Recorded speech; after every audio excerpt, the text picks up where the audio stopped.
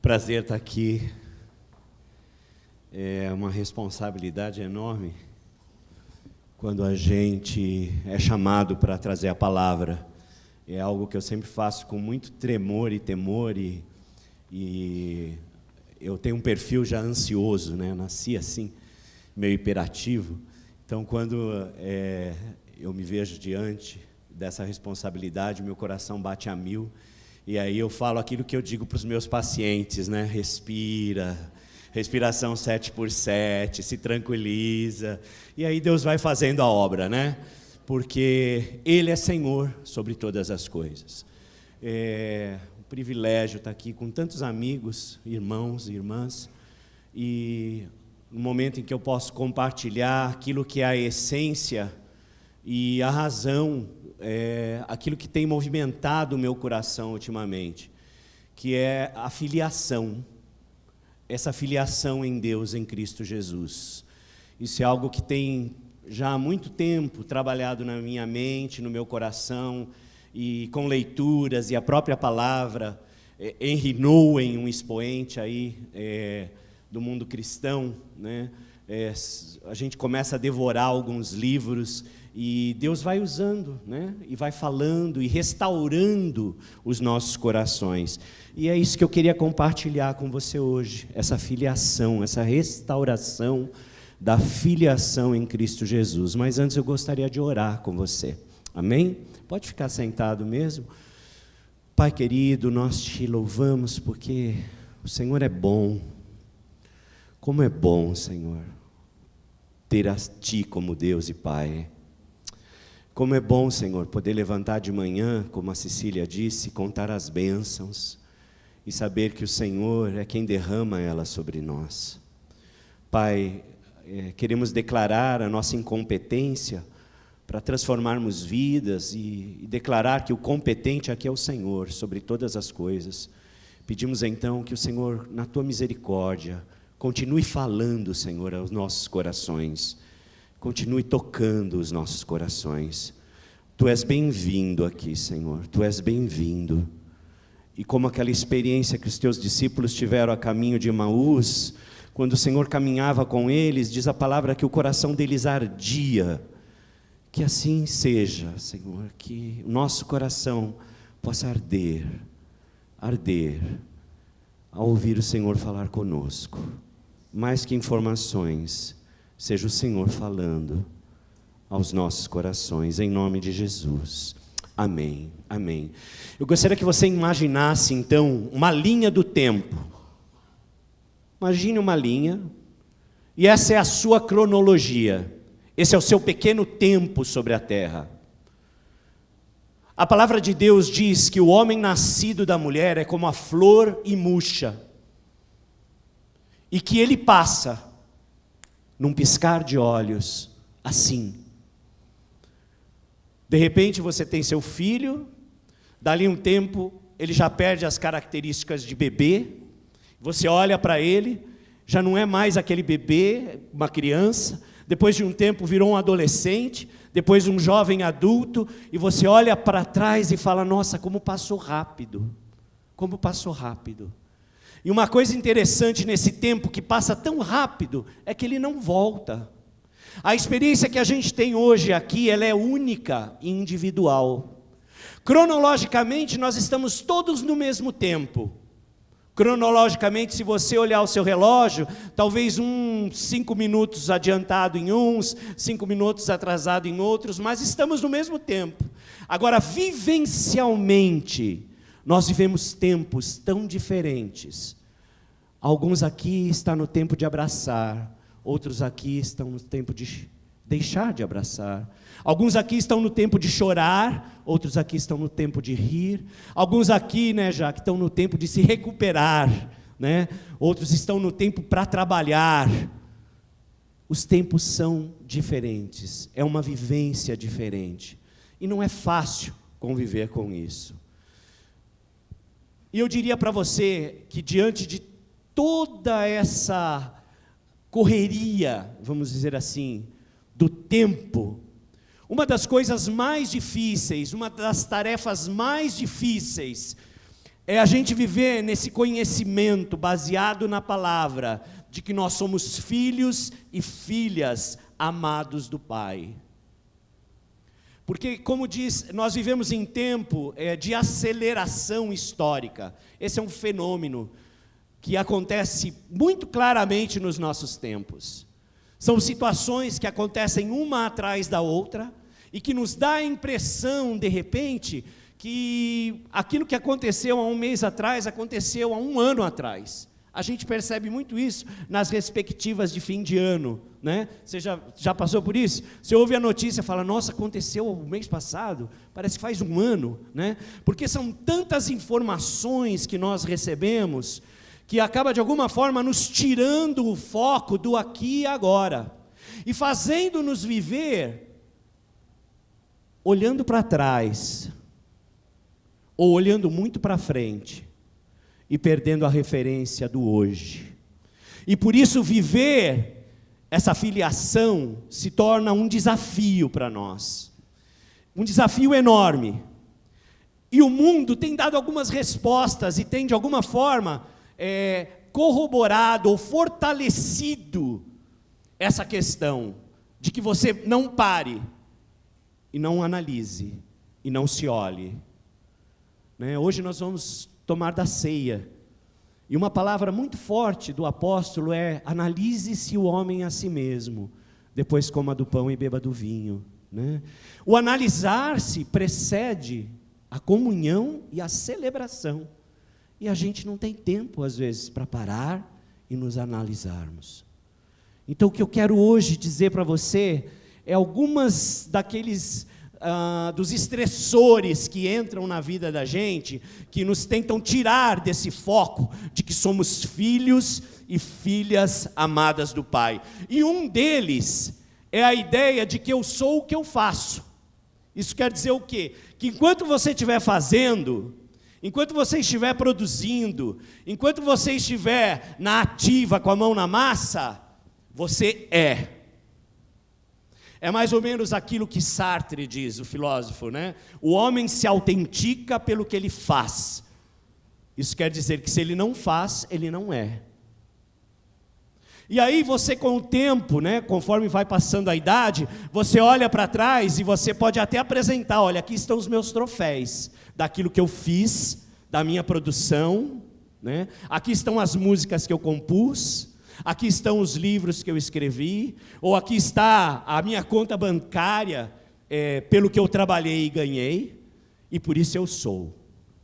Uma outra forma, um outro viés que entra aí, nessa comunicação, que interfere aquilo que Deus, a forma como Deus me vê e a forma como eu sou, é que a gente se baseia, muitas vezes, naquilo que as pessoas dizem a meu respeito. Então eu sou aquilo que dizem de mim. Isso, num certo sentido, é real, Porque se a gente for pensar que nós somos seres falados, quer dizer, desde o início, quando somos bebês, alguém nos diz o que somos, O seu pai diz a você: filho, você é inteligente, filha, você é bonita, filho, você é gentil, filha, você não vai ser nada na vida, filha, você nasceu para ser como a sua tia, que é uma alcoolista, ou filho, você é um vagabundo. Tudo isso vai compondo as nossas vidas, principalmente aquilo que você, pai, diz entre os 0 e os 7 anos, é aquilo que mais grava no coração da criança. Por isso a gente tem que ter cuidado com as nossas palavras. Mas a gente cresce, muitas vezes a gente cresce crendo e vivendo para aquilo que as pessoas dizem de nós. Então, quando elas dizem coisas boas a meu respeito, eu me sinto bem, me sinto feliz, me sinto alegre. Quando elas dizem coisas más ao meu respeito, ou falam por trás de mim, nas costas, então eu me sinto down, eu me coloco para baixo. E isso vai dirigindo a minha vida, e eu vou caminhando, prestando atenção naquilo que as pessoas dizem de mim, esquecendo-me daquilo que Deus diz de mim, esquecendo-me daquilo que o Senhor fala ao meu respeito. Uma outra questão que entra e nos atravessa é que na sociedade atual você é tratado pelo aquilo que você tem. Então, se eu tenho, eu sou. Sou brasileiro, tenho boa educação, tenho filhos, tenho família, tenho um bom carro, tenho isso, tenho aquilo, isso vai me constituindo. E eu me entendo pelo que sou, pelo que tenho. Me vejo pelo que tenho. E isso também é um grande perigo. Porque se em algum momento você perder alguma coisa, uma propriedade, ou seja lá o que for, um ente querido, você cai e às vezes não consegue se levantar. Você cai e às vezes não consegue sair daquela situação de depressão e de tristeza. Eu fiz uma viagem para o Oriente Médio para trabalhar com refugiados. E eu lembro de algumas pessoas que eu pude atender, e um deles era um senhor chamado Yosef. E ele veio de cadeira de rodas, porque ele sofreu um acidente, não podia mais andar. E assim que ele me viu, ele veio em minha direção e ele disse: doutor, me ajuda. Eu falei: o quê? O que você precisa? Com um tradutor, né? Ele falou: eu preciso voltar a sentir novamente. Eu falei: como assim? Ele falou: entraram na minha casa, o Estado Islâmico entrou na minha casa, matou o meu filho mais velho na minha frente com um tiro na cabeça. Sequestraram a minha filha, estruparam a minha filha, devolveram a minha filha depois grávida para um árabe, irmãos. Você não tem ideia o que é. Para nós já é uma tragédia. Para um árabe, então, é como se o mundo acabasse. É porque ninguém toca na mulher no mundo árabe. Só o marido e o pai. Nenhum homem, seja lá quem for, toca na mulher. E devolveram a filha desse senhor grávida, machucada, e sequestraram um filho mais novo, mas ele conseguiu fugir. E esse homem disse: desde então eu não consigo sentir nada, é como se eu tivesse um vazio no meu interior. Eu perdi tudo, doutor. E aí nós oramos. Coisa interessante que Deus faz no meio da guerra, né? Às vezes um missionário passa 14 anos num campo islâmico e não consegue ver uma vida convertida. E em meio a uma guerra na Síria, nós ficamos a 20 quilômetros da fronteira da Síria, numa cidade chamada Zarle, no Líbano, bem pertinho ali. Então, muitos refugiados. Hoje é o maior campo de refugiados do mundo. Tem 1.200.000 refugiados nesse lugar. Um país com 4 milhões de habitantes recebe 1.200.000 pessoas assim, num dia para o outro. Você imagina o quanto isso não abala a economia de um país. Mas, enfim, esse homem diz para mim que ele levanta, que todas as noites, ele levanta e ele chacoalha os filhos para ver se eles estão vivos. Que todos os dias de manhã, ele vai e conta os filhos para ver se eles estão lá. E esse vazio persistente no coração desse homem. E nós oramos. E eu vou te dizer uma coisa. Tivemos 4 encontros, a gente chama isso de psicoterapia breve, né? Tivemos 4 encontros, mas nesse 4º encontro, esse homem já tinha uma outra face. Ele trouxe a família inteira, 9 filhos, dorme com esse barulho. 9 filhos, trouxe a família inteira para conhecer a equipe que tinha trazido sorriso aos lábios dele novamente. Sabe por quê o sorriso voltou? Porque ele percebeu que não é o que ele tinha que dava valor a ele. Não era mais o movimento das pernas que ele perdeu, ou o filho que ele perdeu, mas o que dava identidade a ele era que agora ele podia se reconhecer como filho do Abba, filho do Pai. E aquilo trouxe paz ao coração dele. Não mudou a situação dele. Não mudou. Exteriormente, ele continua um refugiado, sem casa, morando em tendas. Mas aqui dentro, alguma coisa mudou no coração dele. E ele pode experimentar algo novo na vida dele. E é isso que o Senhor quer derramar sobre você hoje. Algo novo sobre a sua vida. Mateus 3, 13 e 17. Vamos abrir a palavra, irmãos?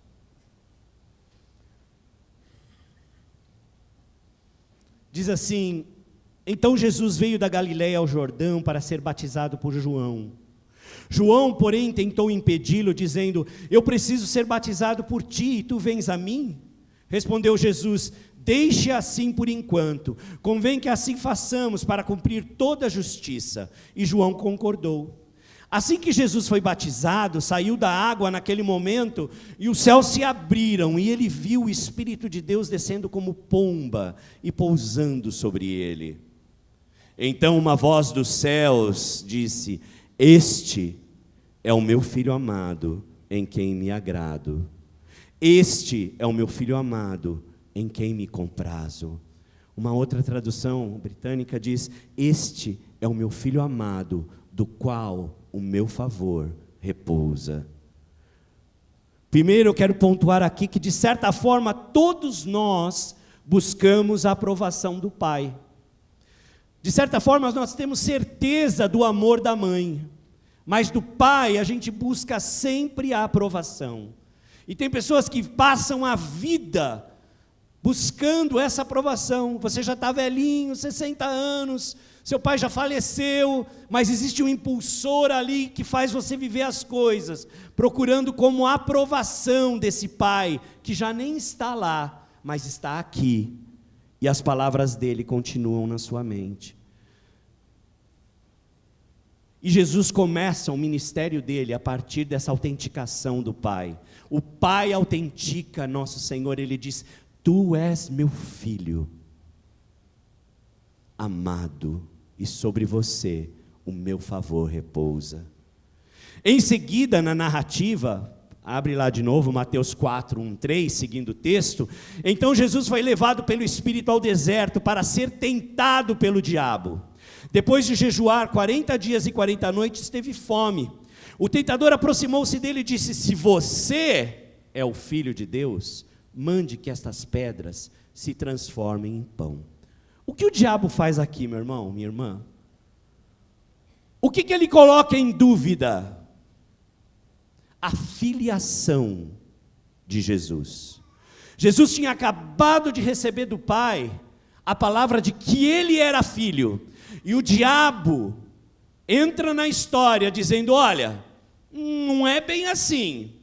Se realmente tu és, faça. A gente voltou para aquilo, né? Eu sou o que eu faço. Então, se você fizer essas pedras se tornarem em pão, então sim, você será filho. E Jesus dá uma réplica, né? Usando a própria palavra, ele diz: nem só de pão viverá o homem. Eu sei quem eu sou, Satanás. Eu não preciso provar a você o que sou, porque eu sou o que o meu pai disse que sou. E eu digo algo para você hoje, meu irmão, minha irmã.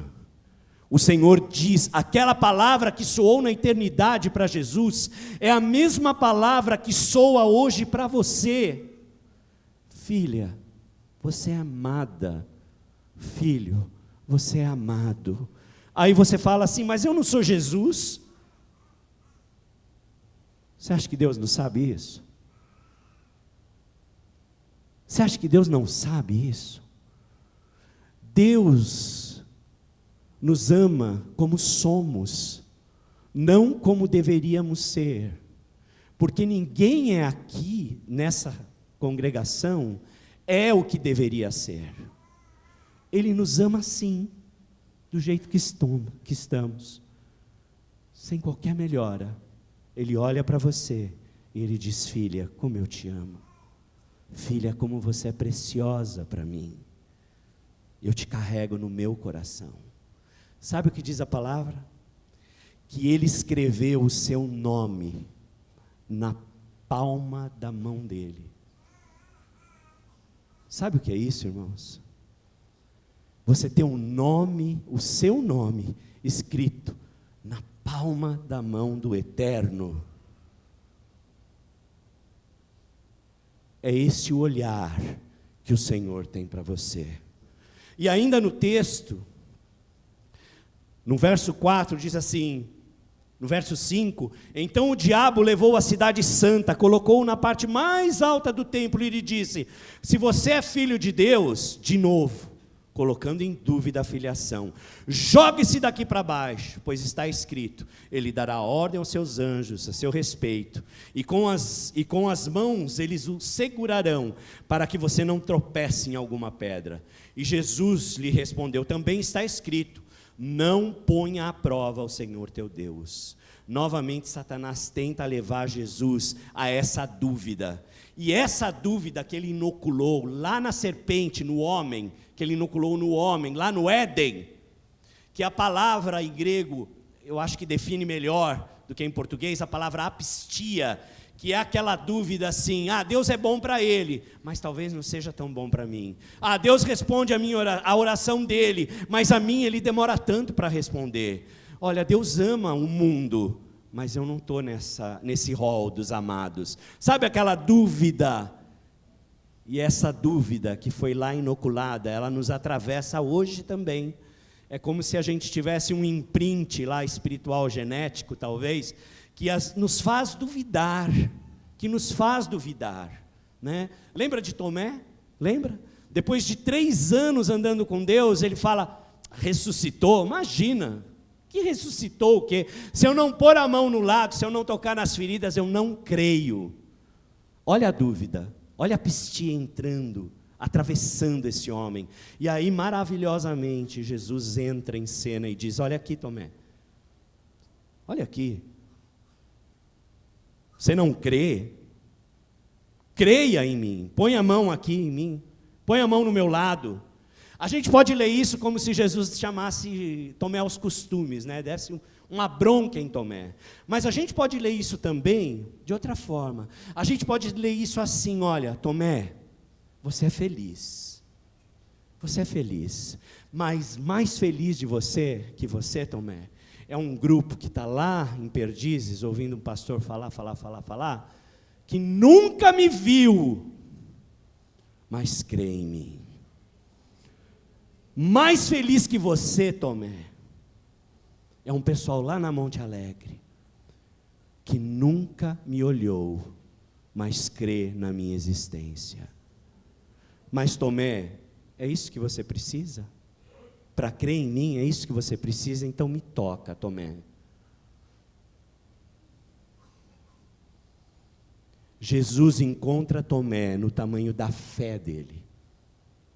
Jesus te encontra no tamanho da sua fé. Ainda que você diga, ela é pequena, não importa. Ele vai ao encontro da sua fé. E ele te encontra nesse lugar.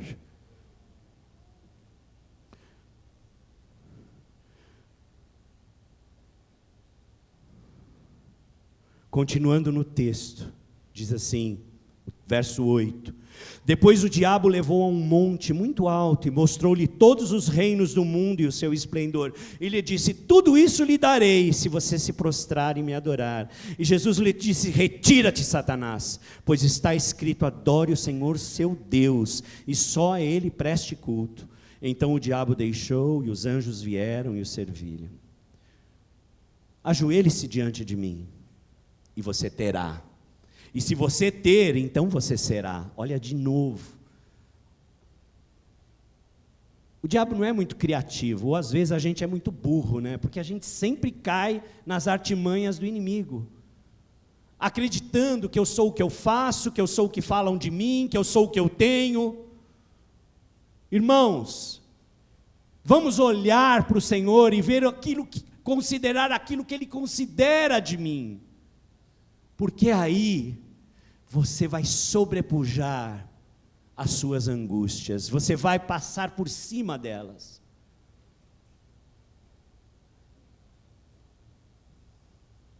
Essa é a maior mentira de todas. E é exatamente esse tipo de mentira que faz você e eu entrar em relações violentas e destrutivas, ou optar por negócios escusos, ou não assumir uma posição diante das injustiças. Jesus diz: eu sei quem eu sou, porque o Pai falou a meu respeito, e eu ouvi essa voz, e eu creio nessa voz. Você precisa ouvir essa voz, filho, filha amada. Você precisa ouvir essa voz e deixar que essa verdade caia no seu coração.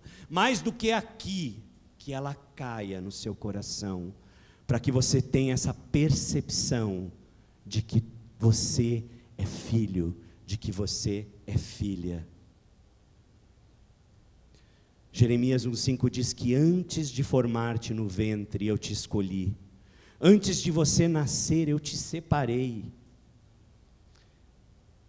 Cânticos dos Cânticos 6,3 diz assim: você é meu amado e eu sou o seu, e você pertence a mim. Você precisa ouvir isso, porque se você puder ouvir essa voz, que fala a você por toda a eternidade, a sua vida se tornará mais e mais como do amado, porque é isso que você é. Jeremias 31:20 diz assim: não é você o meu filho querido, a minha filha querida, o filho em quem tenho prazer? Cada vez que eu falo sobre você, olha Deus falando, gente, cada vez que eu falo sobre você, mais intensamente me lembro de ti. Por isso o meu coração por você anseia, e tenho por você grande compaixão, declara o Senhor. O Senhor sabe a sua estrutura, meu querido e minha querida. Ele sabe que você é pó, e ainda assim, como um pai se compadece do filho, o Senhor se compadece de você. A partir daí, então, você começa a descobrir que você é diante de Deus. E você começa a ser alimentado por essa verdade, que você é amado. E a partir daí, essa verdade, ela vai crescendo em você, como num círculo virtuoso, e vai tomando conta de todas as áreas da sua vida. E quando você tem essa percepção de que eu sou amado, isso vai atravessando todas as áreas, a profissional, a acadêmica, a relacional, e Jesus vai se espalhando por meio de você. Sabe aquele bom perfume de Cristo? É isso que essa percepção de filho e filha amada realiza em nós. Você começa a exalar esse perfume, e as pessoas começam a te olhar e indagar: como ele consegue estar tão tranquilo diante de uma situação dessa? Como ela consegue viver assim, com tanta espiritualidade diante de uma situação dessa? Você no mundo vai continuar tendo rejeições, vai continuar tendo pessoas reclamando, vai continuar tendo algumas perdas, mas você não viverá mais como uma pessoa procurando por sua identidade. Você viverá como um amado. Você então viverá suas alegrias, dores, sucessos e os seus fracassos como aquele que sabe quem você é. E eu quero te dar uma pequena palavra aqui. A voz que te chama de amado é a voz do seu primeiro amor. É a voz do seu primeiro amor. E é a maior luta, pois não é fácil afirmar esse primeiro amor no nosso dia a dia. Você sabe que as pessoas que se importam com a gente são aquelas que mais nos ferem? Sabia disso? Pai, mãe, marido, esposa, são aqueles que mais nos filhos, mais nos amam, e são aqueles que mais nos ferem. Os grandes traumas acontecem nos relacionamentos, a não ser que sejam por catástrofe natural, por alguma catástrofe. E as grandes curas acontecem também nos relacionamentos. Então, quando você encontra uma comunidade que ama, que entende a filiação e espalha esse cheiro precioso de Cristo, a cura no seu interior, ela vem. Quando você reconhece a filiação de Deus em você, e esse relacionamento com Deus passa a ser algo íntimo de filho e filha para pai, a cura para a sua vida, para o seu interior, ela é potencializada nessa relação. Como viver a verdade de que nesse mundo o amor e as feridas muitas vezes não podem ser separadas? Como viver isso? De que amor e ferimento a gente às vezes não consegue separar. A gente somente pode realmente viver quando a gente afirmar e reivindicar este primeiro amor. E mais do que informação, é você crer, é você perceber, ter essa percepção de que Ele te ama. Então a gente pode perdoar aqueles que nos amam claudicantemente, que nos amam falhamente. E também podemos reconhecer que o amor que nós recebemos é uma pequena pista, uma pequena alusão, um vislumbre daquele primeiro amor.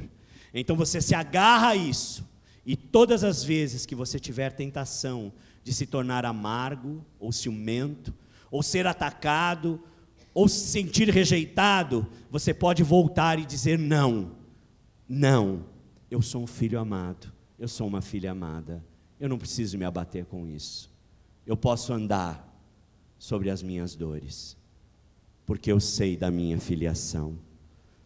E ainda que você seja rejeitado, essa rejeição se tornará uma forma de você reafirmar a verdade, e ela será então como uma poda, que irá ajudar você a reafirmar mais firmemente, mais profundamente e mais fortemente a verdade de que você é amado. E você se segura a isso, e pode viver no mundo e ser livre para amar outras pessoas, sem esperar que eles deem tudo aquilo que o seu coração deseja. Sabe por quê, irmãos? Porque não há amor perfeito como o amor do nosso Deus. Todo amor é falho, todo amor causa dor, nenhum amor te preenche completamente. A palavra diz que Deus criou o homem com um espaço que pertence a Ele, e só Ele pode preencher. Qualquer outro amor será parcial, será curador, mas limitado de alguma forma.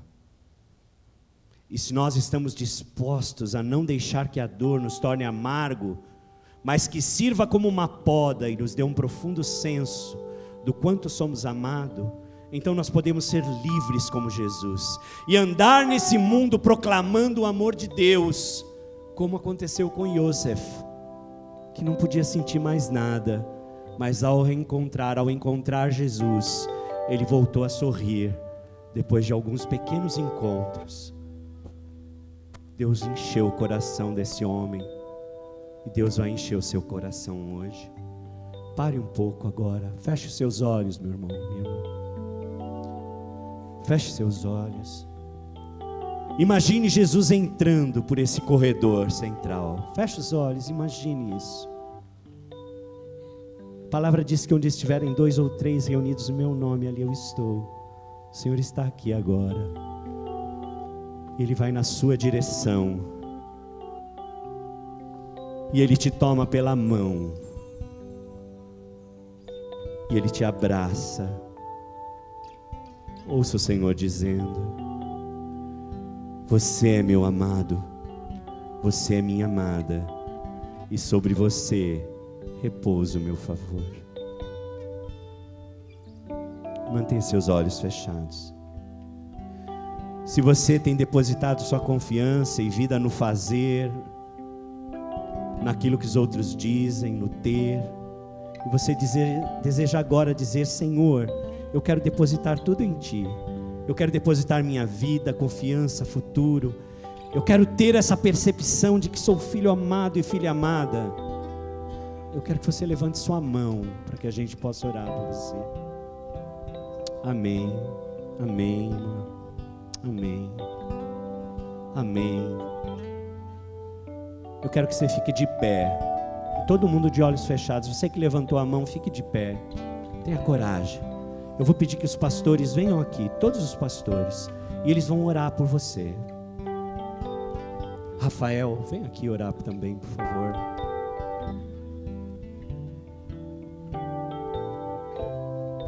Donato. Pastor Parente, vem aqui. Vamos orar para os nossos irmãos. Amém.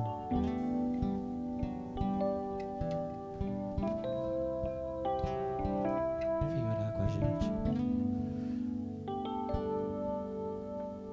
Amém.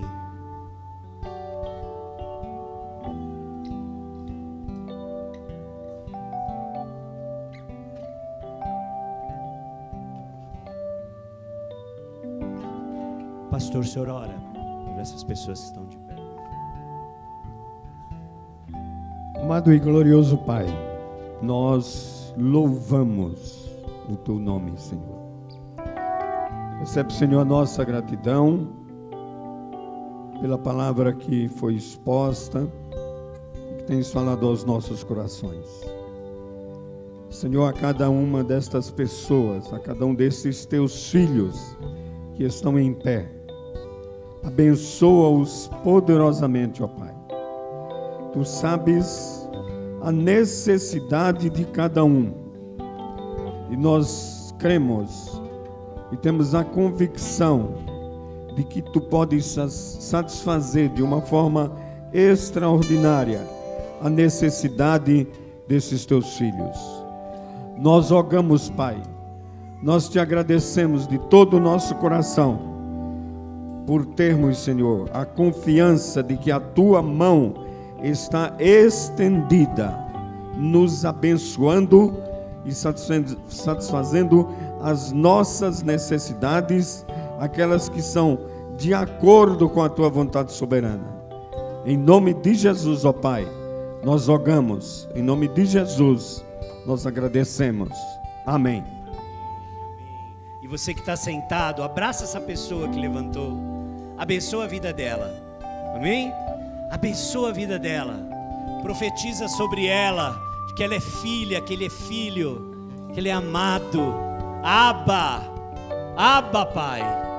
Abba, Pai. Abba, Pai.